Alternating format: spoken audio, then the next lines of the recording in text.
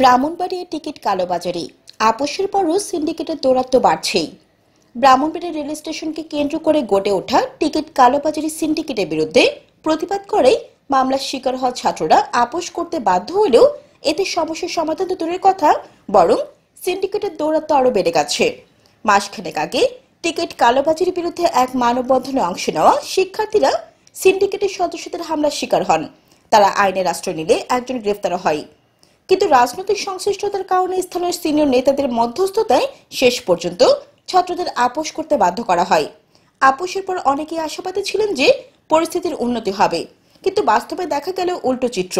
সম্প্রতি ওই একই ব্যক্তি বেআইনিভাবে তিতাস কমিউটার ট্রেনের কাউন্টারে প্রবেশ করে এক যাত্রীকে আটকে রেখে মারধর করেন এবং তার মোবাইল ফোন ভেঙে ফেলেন। এই ঘটনায় সাধারণ মানুষের মধ্যে ক্ষোভ ছড়িয়ে পড়ে। অভিযোগ রয়েছে, সিন্ডিকেটের দৌরাত্ম্য এতটাই বেড়েছে যে সাধারণ মানুষ টিকিট পেতে দুর্ভোগের শিকার হচ্ছেন এবং কেউ প্রতিবাদ করতে গেলেই তাদের উপর নেমে আসছে ভয়ভীতি ও হামলার শঙ্কা।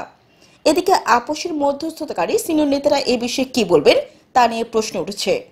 স্থানীয় জানতে চান, ব্রাহ্মণবাড়িয়ার পরিবেশ শান্তিপূর্ণ হবে কিনা, নাকি সিন্ডিকেটের দৌরাত্ম্য আরও চলবে। জনগণের স্বার্থে কি ব্যবস্থা নেওয়া হবে সেটা এখন বড় প্রশ্ন। প্রতীক টিভি নিউজ ডেস্ক। আবার কালোবাজারি শুরু হয়েছে, ইভেন কি এটাও ব্রেকিং হওয়া শুরু হয়েছে। আমরা মানববন্ধনের পর আমরা স্মারকলিপি জমা দিব, এমন সময় নেতৃত্বে আমাদের উপর 10-15 জন হামলা করে। হামলার পরে আমরা পুলিশ এখানে আসে, পুলিশ আসার পরে আমরা হচ্ছে একজনকে ধরেছিলাম, ওনার কাছে দিই। ইভেন স্থানীয় ওইখানে প্রবেশ করছে, ওই রুমের ভিতরে, রুমের ভিতরে প্রবেশ করার পর আমরা অফিসারকে বলছি যে এখান থেকে সানি এবং যে বাকিকে হামলা করতে দুইজন এখানে ভিতরে আসে, 3জন টোটাল ভিতরে ছিল, ওসি স্যার ছিল। আমরা বলছি যে এই 3জন যাতে এখান থেকে গ্রেফতার হয়ে যায়। একটু আগে আমরা শুনতে পারলাম যে ওই একজনকে যারা আমরা নিজেরা ধরে দিচ্ছি তারা ধরছে, বাকি সানি এখানে রুমের থেকে ভিতরে বাইরে হয়ে চলে গেছে। সানি এখান থেকে বের হয়ে কিভাবে, সানি সহ তো আরো 2জন ভিতরে ছিল, 3জন টোটাল আসামি আমরা ভিতরে ধরে দিছি। আমরা বলছি আমরা অভিযোগ দিব, ওসি স্যার উপস্থিত রুমের ভিতরে। এরপর ওই 3জন বের হয়ে গেল, আমাদেরকে বলছি আমরা বাইরে অপেক্ষা করবো, আমরা বাইরে অপেক্ষা করতেছি। এর মধ্যে তারা বের হয়ে কিভাবে, আমরা এর সুস্থ বিচার চাই। এবং এখানে কার হাতে বা কার যুগ সাজসে সানি এখান থেকে অপরাধী হয়ে হামলা করে, তার ভিডিও আছে আমাদের কাছে, সে হামলা করতেছে ছাত্রদের করতে, তার 3-4 জন ফিরে রাখতে পারতেছে না। এখানে আমরা তো আজকে মানববন্ধন করছি, মানববন্ধন শেষে আমরা স্মারকলিপি দেওয়ার জন্য স্মারকলিপিগুলো হাইতেছে, আমরা অপেক্ষা করতেছি। তারপরে এখানে তিতাসের কাউন্টারের সামনে একজন দেখতে পেয়েছি, আমরা সন্দেহজনক হয়েছে, ওনাকে আমরা শুধু নর্মালি প্রশ্ন করছি যে ভাই আপনি এখানে কী করতেছেন, আপনি তো কোনো কাউন্টারের কেউ না। তারপর উনি বলতেছে যে আমি কাউন্টারে লাইন মেনটেন করি। তো বলছি যে লাইন মেনটেন করার দায়িত্বটা আপনাদেরকে কে দিয়েছে বলে বলছি, উনি সানির নাম বলছে, ওই সানির কল দেন। ভাই সানির কল দিছে, ভিডিও আছে স্পষ্ট, সানির কল দিছে। উনি বলতেছে যে আমি আসতেছি। উনি আসার পরে শুধু এখানে ঢুকে ওনার সাথে আরও 3-4 জন আসছে, আইসে আমাদেরকে ধাক্কা মারে থাকো, তোরা এখানে এখতিয়ার কি, তোদের আমাদের জিজ্ঞাসা করার তোদের অধিকার দিছে কে? শুধু আমাদেরকে ধাক্কা এখান থেকে নিয়ে রেলের মধ্যে ফেলাই আমরা তো ফিরে গেছি শান্তিপূর্ণভাবে। আমরা আমাদের উপরে হামলা করি নাই, আমরা এখানে যারা মানববন্ধন করতে আসছি একটা গায়ে টাচ করে নেই। তারপরে ওখানে ফেলাইয়া ওনার হাত মাত যা আছে সব দেখতে পাবেন, ভিডিও করতে আছে, ব্যানার ট্যানার সব নিয়ে এখানে প্রশাসনে ছিল, ওনারাও কোথায় ছিল এখন ভিতরে গেছি, ওনারা একজনকে আটক করা হয়েছে আর বাকি 2জন বেরিয়ে গেছে। হামলাকারীর নাম সানি,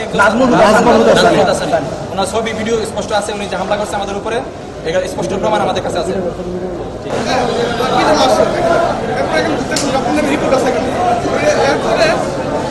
উনি বলছে যে আমি একটা আন্দোলন যোগ করে উনি আসতেছি। উনি আসার পর ওনাকে জিজ্ঞেস করলাম, উনি আসার পর সাথে সাথে আমাদেরকে আমাদেরকে কাউন্টারে বের করে দিয়েছে। ওনার নাম হচ্ছে নজরুল স্বামী, উনি উনি বিএনপির একজন সদস্য, বিএনপি দায়িত্বে আছে একজন। আর তারপরে বাইরে আরো ওনার লোকগুলো আছে, ওনার লোকগুলো নিয়ে আমাদের অত্যাচার করে হয়েছে এখানে।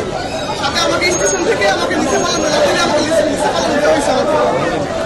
আমার সবচেয়ে বড় রাগ হয়েছে, উনি এখানে বলেছিল এখানে ব্রাহ্মণ জায়গাতে কোনো বৈষম্য নাই। কেন বলেছে উনি কথা না বলে সময় না, কেন বলেছে মানুষের সাথে বৈষম্য নাই? এ কথাটা আমার উপর মারতে খুব আগে ধরেছে, কারণ এই ছাত্র সমাজের কারণে একটা ছাত্র রয়েছে। আমি বিচার চাই, আমার সাথে আমার সহযোগিতা পাই বাইনা থেকে আমি ভাই তাও হয়েছে, ওনাকে বাড়িতে হয়েছে, কিন্তু আমাকে ডাইরেক্ট খানা দিচ্ছে, আমাকে মেরে ফেলা শুনে দেওয়া হয়েছে, আমাকে ডাইরেক্ট মেরে ফেলা হবে। 2022 সালে আমি রবিউল ইসলাম রুবেলের আওয়ামী লীগ সন্ত্রাস লীগের ছাত্রলীগের সভাপতি রবিউল ইসলাম রুবেলের অত্যাচার আমি শিকার হয়েছি বাগদা সদরে। 2025-এ ছাত্রদের যে গণঅভ্যুত্থানের পরেও আমি এখানে কেন স্বাধীনতার অভ্যুত্থানের পরে কেন আমার ছাত্র সমাজ এভাবে হুমকির শিকার হবো, এভাবে মারতে হবে? ইয়া হবো, এটা আমি বিচার চাই সবার কাছে। হ্যাঁ, অর্থাৎ ওই ছেলেটার বিরুদ্ধে আমাদের কাছে যখন অভিযোগ আসছে যে ওই ছেলেটা এখানে ঘোরাঘুরি করে এবং এই দেশের সংশ্লিষ্ট কিনা এটা আপনারা দেখেন। আমরা ওনাকে প্রশ্ন করছি, ভাই আপনি কে, এখানে কেন আপনি লাইন শুরু করতেছেন, বাইরের ভিতরে আসা যাওয়া করেন, আপনি তখন সে বলতেছে তারা নাকি সানি ভাই দায়িত্ব দিচ্ছে, সেই দায়িত্ব। তো সানি ভাইকে, তো সানি ভাই এটার ভিতরের দায়িত্বে আছে। তাহলে বলে ঠিক আছে, ওনার কাছে ফোন দিছে, উনি আমাদেরকে বলেন যে তোমরা কে ডাকো, আমরা বললাম আমরা ছাত্র সমাজ, আমরা আসছি সিন্ডিকেট, সাধারণ মানুষ যাতে সুষ্ঠু সুন্দরভাবে টিকিট পায়, আপনাদের কারো সিন্ডিকেট যাতে না থাকে। তো ঠিক আছে, আপনারা দাঁড়ান, আমি আসতেছি।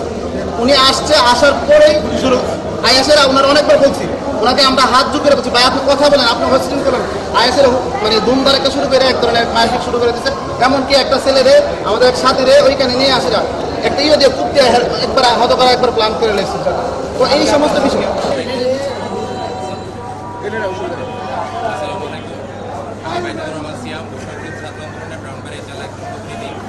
তো আজকে আমরা সব দিনে নেই, আমরা ব্যস্ত ছিলাম আমাদের নেত্রমূলের বাজারে। তো হঠাৎ একটা ফোন আসে, আগেই ঘোষণা ছিল ব্রাহ্মণবাড়িয়া ছাত্র সমাজের পক্ষ থেকে রেলের কালোবাজারি দূর করার জন্য একটি মানববন্ধন করা হবে। তো সেখানে মানববন্ধন চলাকালে স্থানীয় একজন বিশেষ দলের সদস্য, বিএনপি বা যুবদলের পরিচয় দিচ্ছে নাকি, পরিচয় দিয়ে সানি ভাই, তার নেতৃত্বে একটি হামলা হয়েছে এবং সেখানে আমাদের আজকে জুলাই গণঅভ্যুত্থানে যারা সহযোগিতা ছিল তাদেরকে মারাত্মকভাবে জখম এবং আহত করা হয়েছে। তো আমার এখানে আমরা আসার সাথে সাথে পুলিশকে ফোন দিই এবং পুলিশ এখানে আসে, যদিও পুলিশ এখানে একজনের বেশি আর কাউকে